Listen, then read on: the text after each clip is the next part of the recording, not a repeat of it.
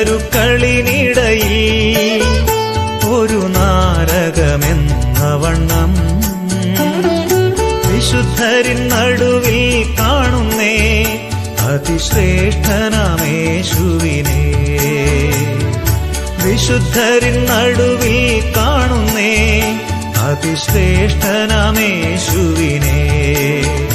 വാഴ്ത്തുമേ എന്റെ പ്രിയനെ ജീവകാലമെല്ലാം ഈ മരുയാത്രയിൽ. നന്ദിയോടെ ഞാൻ പാടിടുമേ, നന്ദിയോടെ ഞാൻ പാടിടുമേ. വേഗം വരുന്ന നമ്മളുടെ കർത്താവായ യേശുക്രിസ്തുവിൻ്റെ ധന്യനാമത്തിൽ എല്ലാവർക്കും സ്നേഹവന്ദനം. അന്ധകാരത്തിൽ നിന്ന് തൻ്റെ അത്ഭുത പ്രകാശത്തിലേക്ക് നമ്മെ വിളിച്ചത് ദൈവത്തിൻ്റെ സൽഗുണങ്ങളെ ഘോഷിക്കുന്നതിനാണ് എന്ന് 1 പത്രോസ് 2:9 വായിക്കുന്നു. ദൗത്യ നിർവഹണത്തിനു വേണ്ടിയുള്ള ദൈവത്തിൻ്റെ വിളിയാണ് ഇവിടെ കാണുന്നത്. സങ്കീർത്തനക്കാരനായ ആസാഫ് പറയുന്നത്, സൂര്യൻ്റെ ഉദയം മുതൽ അസ്തമയം വരെ ദൈവം ഭൂമിയെ വിളിക്കുന്നു എന്ന 50:1. ദൈവത്തിൻ്റെ വിളി ഇന്നും തുടർന്നുകൊണ്ടേയിരിക്കുന്നു. അന്ധവിശ്വാസത്തിലും അനാചാരങ്ങളിലുമായിരുന്ന സമൂഹത്തെയാണ് അത്ഭുത പ്രകാശത്തിലേക്ക് വിളിച്ചത്. ലോകത്തിൻ്റെ വെളിച്ചമായ കർത്താവ് വിളിക്കപ്പെട്ടവരെയും ലോകത്തിൻ്റെ വെളിച്ചമാക്കി. യേശു പറഞ്ഞു, നിങ്ങൾ ലോകത്തിൻ്റെ വെളിച്ചം ആകുന്നു. മത്തായി 5:14.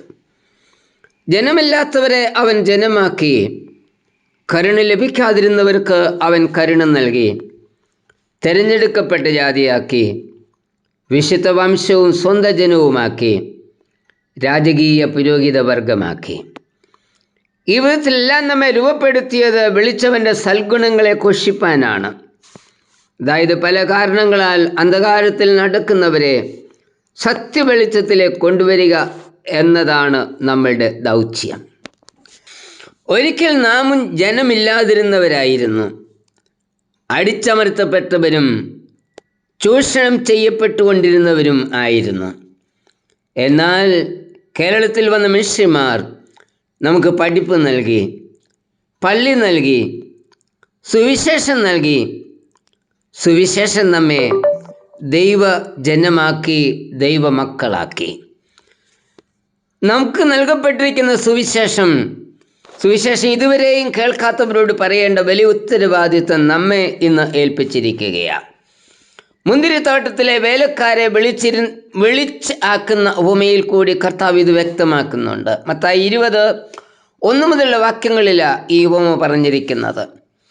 ഈ ഉപമയിൽ ക്രിസ്തീയ സേവനത്തിൻ്റെ മാതൃക കാണാം. മുന്തിരിത്തോട്ടത്തിൽ വേലക്കാരെ വിളിക്കേണ്ടതിന് വീട്ടുടമസ്ഥൻ പുറപ്പെട്ടു.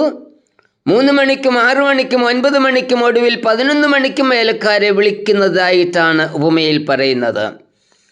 11 മണിക്കും ചിലർ നിൽക്കുന്നത് കണ്ട് വീട്ടുടയവൻ ചോദിക്കുന്നത്, നിങ്ങൾ ഇവിടെ പകൽ മുഴുവൻ മെനക്കെട്ട് നിൽക്കുന്നത് എന്ത്? മത്തായി 20:6. മെനക്കെട്ട് നിൽക്കുക എന്നത് ഒരു പണിയും ചെയ്യാതെ നിൽക്കുന്ന അവസ്ഥയാണ്. അവരുടെ പ്രതികരണം, ഞങ്ങളെ ആരും കൂലിക്ക് വിളിച്ചില്ല എന്നായിരുന്നു.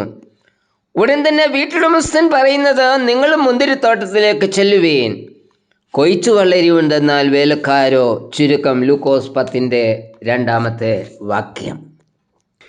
ദൈവവിളി കേട്ട് അനേകരൊന്ന് ഒഴിഞ്ഞു നടക്കുകയാണ്. എന്നാൽ മുന്തിരിത്തോട്ടത്തിൽ ഉപമയിൽ കൂടി പറയുന്നത് ദൈവവിളിയിൽ നിന്ന് ആർക്കും ഒഴിഞ്ഞു മാറുവാൻ കഴിയില്ല എന്ന. എല്ലാവരും വിളിക്കപ്പെട്ടിരിക്കുകയാണ്. വെളിയിൽ നിന്നും ലഭിച്ച പ്രകാശത്തിൽ നിന്നും ഒഴിഞ്ഞു മാറുന്നത് പാപമാണ്. ലേവ്യർ 5:1 പറയുന്നത്, ഒരുത്തൻ സത്യവാചകം കേട്ടിട്ട് താൻ സാക്ഷിയായി കാണുകയോ അറിയുകയോ ചെയ്തത് അറിയിക്കാതെ ഇരിക്കുന്നത് പാപമാകുന്നുവെന്ന്.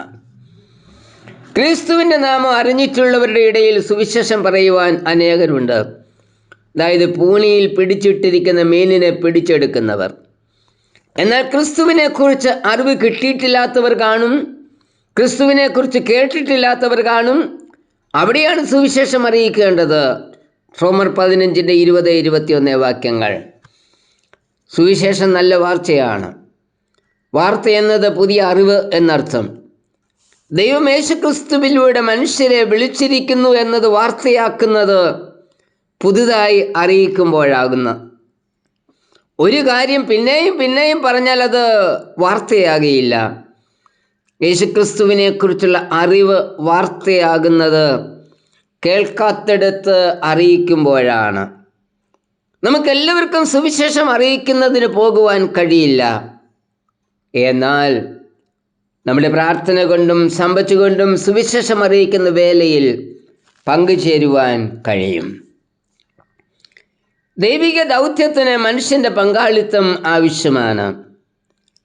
ഈ ഭൂമിയെയും അതിലുള്ള സകലത്തെയും സൃഷ്ടിച്ച ദൈവം നോഹയോട് പറഞ്ഞു, പെട്ടകമുണ്ടാക്കണമെന്ന്.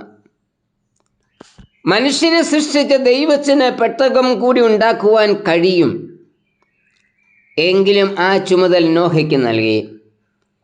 മനുഷ്യനെ രക്ഷിക്കുന്ന ദൈവിക പദ്ധതിയിൽ മനുഷ്യൻ്റെ പങ്കാളിത്തവും വേണം എന്ന ഇവിടെ ഓർപ്പിക്കുന്നത്. ദേവാലയം പണിയുവാൻ ശലോമോനെ ദൈവം ചുമതലപ്പെടുത്തി. പുരുഷാരത്തോട് സംസാരിക്കുവാൻ പത്രോസിൻ്റെ പടക് യേശുക്രിസ്തുവിന് ആവശ്യമായിരുന്നു. ദേവാലയ പ്രവേശനത്തിനായി യെരുശലേമിലേക്ക് പോകുവാൻ ഗ്രാമത്തിലെ കഴുതക്കുട്ടിയെ യേശുവിന് ആവശ്യമായിരുന്നു. ആയിരക്കണക്കിന് ജനത്തെ പോഷിപ്പിക്കാൻ 5 അപ്പവും 2 മീനും നൽകുന്ന ഒരു കുട്ടിയെ യേശുവിന് വേണമായിരുന്നു. ഇവിടെയെല്ലാം ഓർപ്പിക്കുന്നത് ദൈവിക ദൗത്യത്തിന് മനുഷ്യൻ്റെ പങ്കാളിത്തം ആവശ്യമാണ് എന്ന്. ഈ ദൗത്യ നിർവഹണത്തിൽ പങ്കുചേരുവാൻ ദൈവം നമ്മെയും വിളിക്കുന്നു. അവൻ്റെ വിളി കേൾക്കുവാൻ ഒരുക്കമുള്ളവരാണോ നാം ഓരോരുത്തരും? കർത്താവേ, സുവിശേഷം അറിയിക്കുന്ന ദൈവിക വേലയിൽ എൻ്റെ പങ്ക് നിർവഹിപ്പാൻ ഞാൻ എന്നെ തന്നെ സമർപ്പിക്കുന്നു. ആമേൻ. തിരുഹിതമിഹ തികച്ചിടുവാൻ ഇതാ ഞാനിപ്പോൾ വന്നിടുന്നേ. എന്റെ വേലയെ തികച്ചും കൊണ്ട് നിന്റെ മുൻപിൽ ഞാൻ നിന്നിടുവാൻ. എന്റെ വേലയെ തികച്ചും കൊണ്ട് നിന്റെ മുൻപിൽ ഞാൻ നിന്നിടുവാൻ. വാഴ്ത്തുമേ എന്റെ പ്രിയനെ ജീവകാലമെല്ലാം ഈ മരുയാത്രയിൽ. നന്ദിയോടെ ഞാൻ പാടിടുമേ, നന്ദിയോടെ ഞാൻ പാടിടുമേ.